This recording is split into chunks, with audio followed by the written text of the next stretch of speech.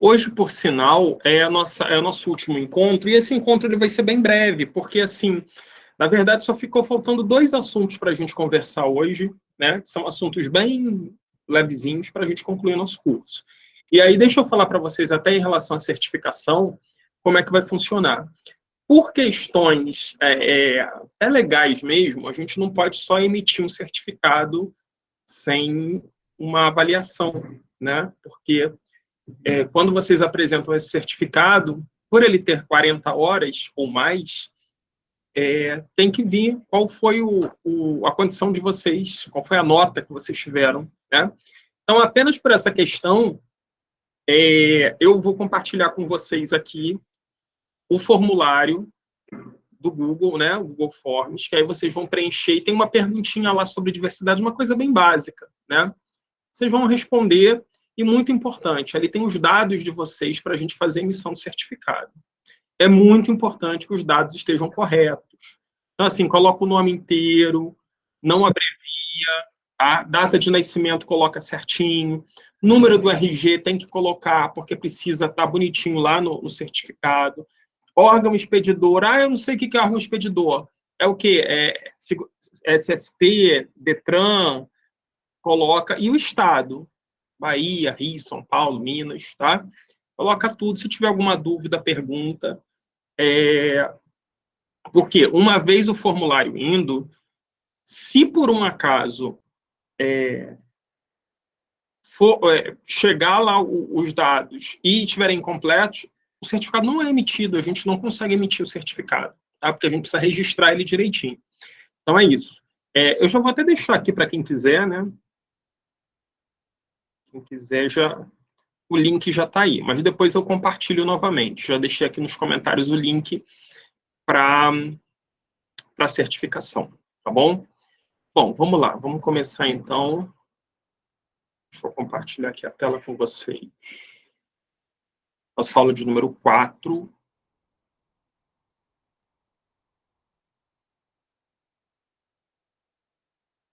Bom, vamos lá. Ao longo desse curso, vocês perceberam que a gente falou muito da LDB e, com isso, de tudo que estava na Constituição, né? Por quê? Porque esses documentos normativos que a gente tem, principalmente a nossa LDB, ela é um documento que está amplamente ancorada num conceito de diversidade, né? Ela está ancorada nesse conceito de diversidade porque ela fala da educação especial, ela fala da educação de jovens e adultos, ela fala da educação do campo, ela fala da educação indígena, ela fala de várias formas de atender as pessoas mais diversas que existem, né?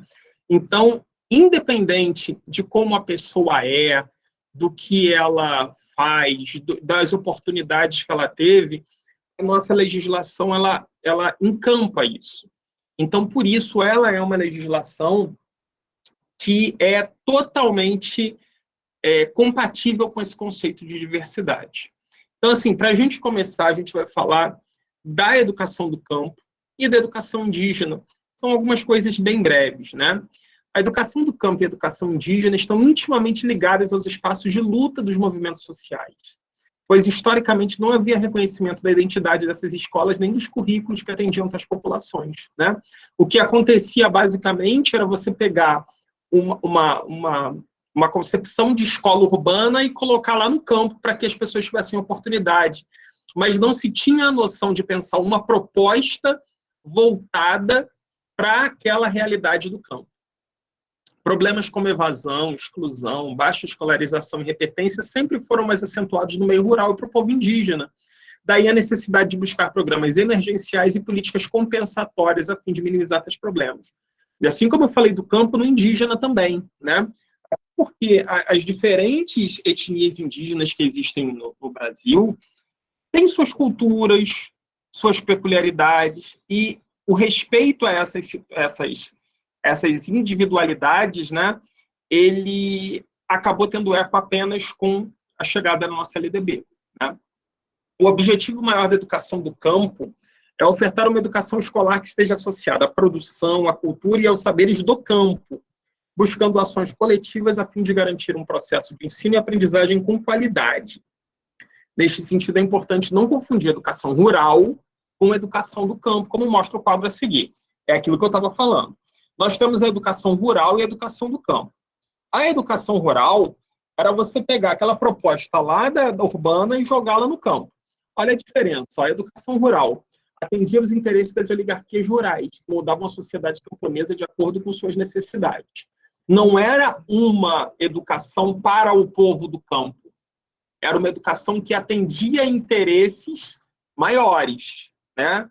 Dos capitães, dos donos, dos coronéis, né? A escola rural sobre o modelo urbano, foi o que eu comentei, tendo como ponto de partida que o campo era local inferior às cidades. Então, assim, o modelo urbano era aplicado no rural como uma espécie de esmola, como se o campo fosse inferior à cidade, né? Essa era a concepção.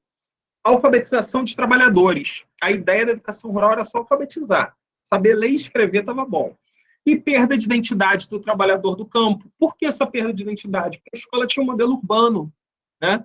Então, com isso, você não tinha como você valorizar essa identidade do trabalhador rural. Com a educação do campo, que foi trazido aqui, valorizado pela LDB, olha o que muda. Surge a partir da luta de movimentos sociais para colocar como ponto central de debate a identidade do homem do campo, né? A valorização dessas raízes, do homem do campo, e não daquela situação econômica do campo.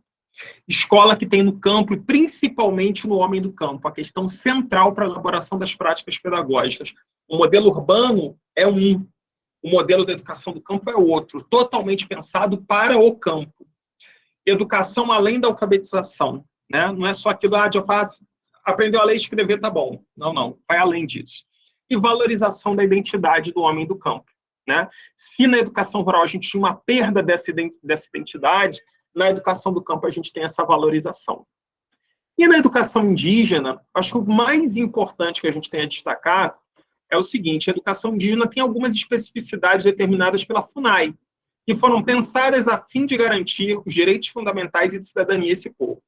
A FUNAI, nós sabemos, é um órgão federal, né, que profere as políticas indigenistas e monitora sua aplicação e funcionalidade, visando sempre ao respeito e autonomia dos povos indígenas diante das próprias organizações. Ela atua em áreas no campo da coordenação de processos educativos e integra a coordenação geral de promoção da cidadania. A educação indígena, nesse contexto, ela guarda muita semelhança com a educação do campo. Não é um modelo urbano levado para o território indígena. É um modelo pensado para essas comunidades. E aí a FUNAI tem uma função muito importante nesse sentido. O grande problema é que nós tivemos um enfraquecimento muito grande nesses últimos anos na FUNAI. Por quê? E isso não é uma crítica ao governo em si, até porque eu já critiquei muito, mas o que eu estou querendo colocar é o seguinte: não é uma crítica apenas do ponto de vista pessoal. O próprio governo se coloca assim, né? Quem toma conta da FUNAI hoje são pessoas muito ligadas ao agronegócio. Então, e são abertamente contra a demarcação de territórios indígenas, aos direitos indígenas. Então, assim, não estou falando nada que o próprio governo não coloque que é verdade, né?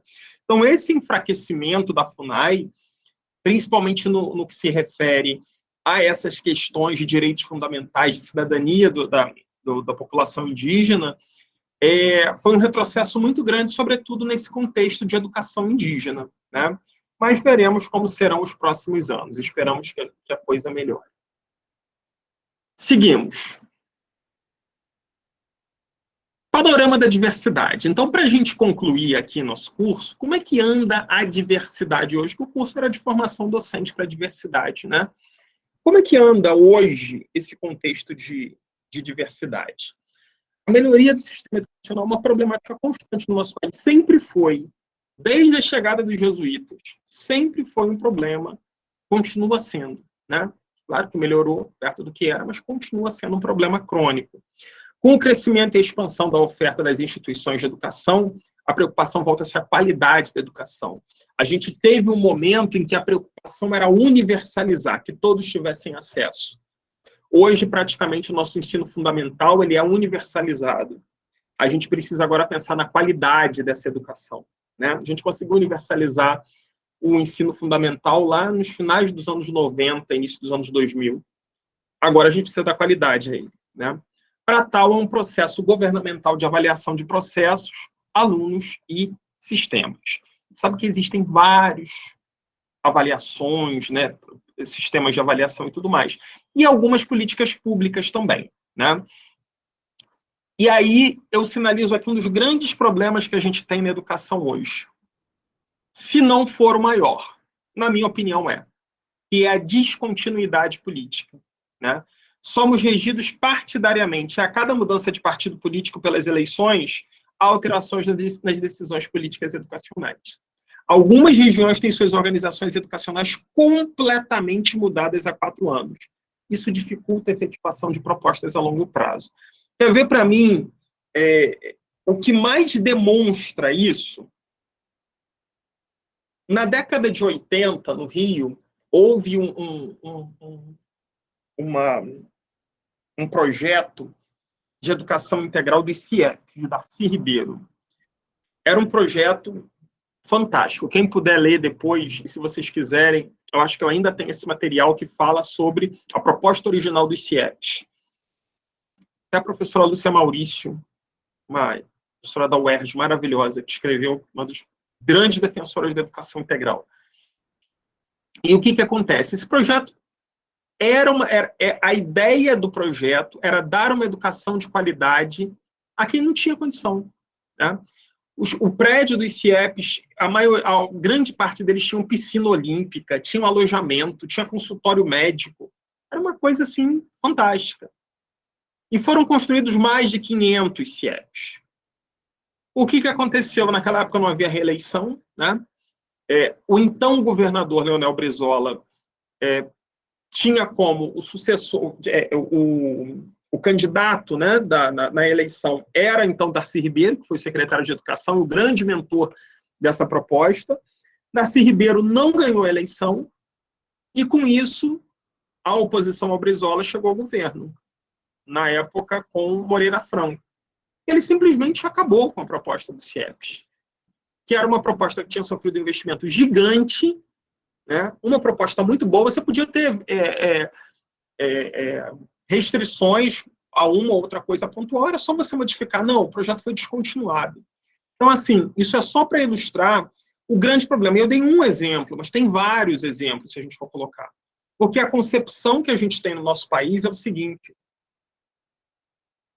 ganhei a eleição, então eu tenho que mudar tudo que o outro fez para dizer que fui eu que fiz.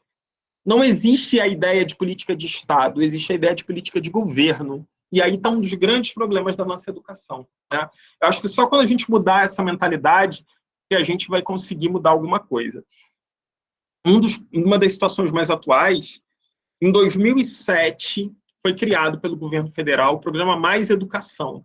Muitos de vocês devem conhecer, né? O programa Mais Educação é um programa de educação integral nas escolas. Esse programa ele aconteceu durante todo o governo, na época em que o PT estava no governo, né? Começou a cair com a crise ali do governo Dilma, do finalzinho, e aí no governo Temer, eles botaram um novo programa Mais Educação. Ou melhor, programa Novo Mais Educação. Que aí já não era mais a mesma coisa, mas ainda assim manteve-se. Só que o programa morreu de vez depois. Então, assim, não se pensam as coisas como políticas públicas, elas são políticas de governo. Muda o nome, muda tudo para poder dizer que é seu. Isso, qualquer país que deu certo na educação mostra que esse não é o caminho. Ok? Seguimos. Aí a gente vai falar agora de algumas ações de incentivo à educação, porque a gente tem várias. Ó. A primeira delas já está aqui, ó, o Novo Mais Educação. Foi o que eu falei, né? O Mais Educação original é um programa de 2007. Esse Novo Mais Educação, ele foi criado em 2016, né? Regido pela portaria do FNDE, número 5, de 2016. O objetivo é melhorar a aprendizagem e desempenho dos alunos em língua portuguesa e matemática, por meio da ampliação da jornada escolar das crianças e dos adolescentes. Ou seja, ele foi totalmente desvirtuado do que ele era. O original do Mais Educação, ele tinha como objetivo ampliar o tempo das crianças na escola, e fazer com que elas tivessem atividades diversificadas.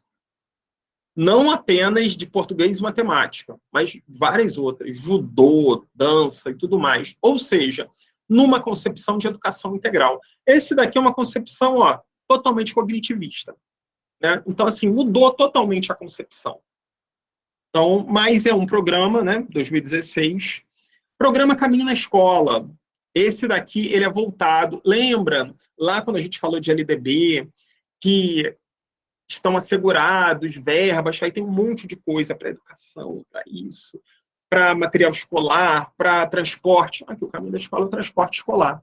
O programa Caminho da Escola foi criado com o objetivo de renovar a frota de veículos escolares, garantir segurança e qualidade ao transporte dos estudantes e contribuir para a redução da evasão escolar, ampliando por meio do transporte diário o acesso e a permanência na escola dos estudantes matriculados na educação básica da zona rural das redes estaduais e municipais. O programa também visa a padronização dos veículos de transporte escolar, redução dos preços dos veículos e ao aumento da transparência nessas aquisições. Né? Pois é, Rodrigo, foi uma mudança de chave, né? E você viu que foi tudo muito correndo a toque de caixa, né? E quando as coisas são feitas a toque de caixa, geralmente elas não dão certo, geralmente dá problema. A nova base está aí para mostrar isso, como ela foi implementada. Eu não tenho nem tantas críticas a si a base, a minha crítica é como ela foi implementada. Né? Os professores foram pegos e disseram, a partir de hoje, toma, resolva aí. E não é assim que tem que ser. Né? Próximo. Esse daqui também muito importante, Programa Nacional Biblioteca na Escola. Né?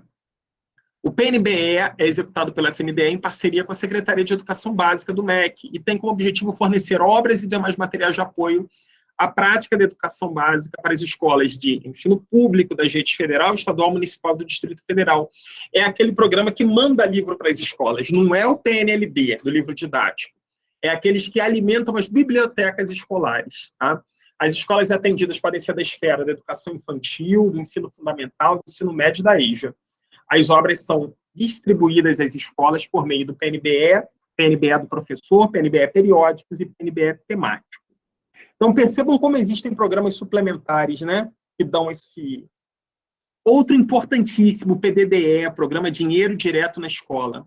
O PDDE é uma ferramenta de autogestão das escolas. O governo federal ele manda dinheiro diretamente para as escolas, ele não manda através dos municípios, ele manda diretamente para as escolas. O programa dá assistência financeira às escolas públicas e contempla várias ações, buscando a melhoria da infraestrutura física e pedagógica das escolas e o reforço da autogestão escolar nos planos financeiro, administrativo e didático, contribuindo para elevar os índices de desempenho da educação básica. Os recursos são transferidos independentemente da celebração de convênio ou instrumento congênere, de acordo com o número de alunos que consta no censo escolar do ano anterior ao do repasse. Então, esse valor, assim, você não precisa assinar convênio nem nada. Você vai lá no censo escolar, a escola registra a quantidade de alunos que tem, e no ano seguinte ela vai receber os recursos com base nessa quantidade de alunos. É um dos meios mais diretos de se dar qualidade de educação, fazendo com que o dinheiro chegue realmente na ponta. Agora, é preciso controle. E até por isso é preciso que as escolas sejam autofiscalizadas. Né? Que os conselhos fiscalizem o uso desses recursos. Isso é muito importante. Outro programa importantíssimo é o Pró-Infância. Né? Para prestar assistência financeira aos municípios, o governo criou o Pró-Infância, instituído ainda em 2017, sendo parte das ações do PDE, Plano de Desenvolvimento da Educação, do Ministério da Educação. O principal objetivo do programa é prestar assistência financeira ao Distrito Federal e aos municípios para garantir o acesso e a permanência de criança nas creches e escolas de educação infantil da rede pública. O Pró-Infância tinha como objetivo fomentar, financiar os municípios e o Distrito Federal para que eles investissem na educação infantil. Construção de creche, manutenção, tudo isso, mas estritamente na educação infantil, creche para escola. Okay? E o último programa que eu quero destacar aqui com vocês é o Proinfo. Com a finalidade de promover o uso das tecnologias como ferramenta de enriquecimento pedagógico no ensino fundamental e no ensino médio público, foi criado o Proinfo. O funcionamento do Proinfo é feito de maneira descentralizada, existindo em cada unidade da federação uma coordenação estadual e os núcleos de tecnologia educacional, NTE, dotados de infraestrutura de informática e comunicação que reúnem educadores e especialistas em tecnologia de hardware e software. Então, assim, o que eu queria mostrar para vocês é que existem planos que fomentam isso nas escolas. Existem maneiras de fazer com que as coisas aconteçam. O que basta muito é gestão também. Às vezes as escolas não conseguem se organizar por falta de gestão, por falta de conhecimento da legislação, por falta de conhecimento teórico mesmo sobre educação em si, né? E isso é uma falha muito grande que acontece em muitos lugares. Então, por isso que eu acho muito importante a gente estar sempre investindo, a gente está investindo em conhecimento, informação, né? Conversando, dialogando, fazendo grupo de estudos e tudo mais. Então, quando a gente fala nesse sentido de formar para a diversidade, a gente está falando mais do que na diversidade étnica, racial. A gente está falando na diversidade de pessoas, né? Deficientes, mulheres, católicos, umbandistas e tudo mais. O mundo é totalmente diverso e a escola também é totalmente diversa. E é isso que a gente tem que ter muita atenção. E, graças a Deus, a nossa LDB, ela respalda essa questão, né? A gente só precisa agora colocar nos devidos lugares. Alguma pergunta, gente? Algum comentário, alguma observação? Por enquanto, não. Então, agora eu vou falar os próximos passos que nós teremos, né? Nós encerramos aqui o nosso curso de formação docente. Para a certificação, vocês vão precisar preencher o formulário que eu já coloquei aqui, vou colocar de novo. Tá? Tá aqui, ó, o formulário. Vou colocar esse formulário novamente lá no grupo e vocês vão ter que preencher tudo direitinho e responder a última pergunta que tem lá. Tá bom? Esse formulário ele fica aberto com prazo de 1 semana, mais ou menos. Depois a gente fecha. Porque senão daqui a 6 meses tem gente preenchendo o formulário e aí não tem muito sentido. Tá bom? Então é muito importante que vocês entrem logo no formulário, preencham para a gente começar a partir da semana que vem a fazer as emissões dos certificados. Algumas novidadezinhas, né? Como eu falei para vocês, esse ano não vai dar mais, porque a gente está assim, vocês devem ter visto, saiu uma pilha de concursos, e a gente está com várias turmas aqui na Gestar, turma do preparatório da UFBA, preparatório da Embasa, preparatório do concurso de professor, e vai vir o preparatório de PM, que a gente deve montar uma turma aqui também, o edital deve estar saindo. Então, esse final de ano vai ser muito complicado. O professor, essa do estado da Bahia, né? PM. Isso, a PM aqui da Bahia. Vem cá, e qual é a idade mínima? Ou máxima, quero dizer. Máxima, Palmira, se eu não me engano, é 30 anos. 30 anos. Eu acho que não mudou, não. Eu acho que continua sendo 30. Tá? Ok. A maioria dos estados é 30. Algumas ainda põem 32, 35, mas a maioria é 30. Eu acho que Bahia é 30, sim. Acho não, tenho certeza, lembrei, é 30, sim. Então, com isso, a gente não vai conseguir montar aquele curso de educação integral que eu falei para vocês. Mas, no início do ano que vem, a gente já está entrando em outubro, né? A gente vai ter eleição agora, Copa do Mundo, está todo mundo com a cabeça em outros lugares. No início do ano que vem, a gente vai ter um curso top demais de educação integral, com um monte de... Não seria apenas eu, a gente vai ter alguns convidados, vamos ter debate, vai ser muito legal. E a gente está tentando fazer um formato legal para, no final, fechar como um seminário, vai ser top. Em breve eu vou dar aí as informações para vocês sobre isso, tá bom?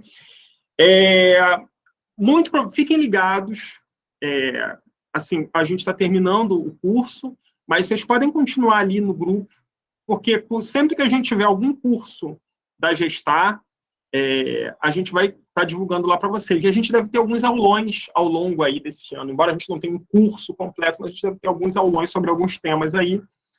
Todos eles são certificados, eles não são nossos convidados. Tá bom, gente? Encerrando aqui, então, agradecendo a vocês por esses encontros, pedindo desculpa aí pelos adiamentos que a gente teve que fazer, mas no final deu tudo certo, tá bom? Pessoal, muito obrigado pela participação de vocês e até uma próxima oportunidade. Tchau, tchau. Tchau. Boa noite, Já está respondido lá, viu? Tchau, formulário. Ótimo. Ótimo, perfeito. Tchau, tchau. Tchau.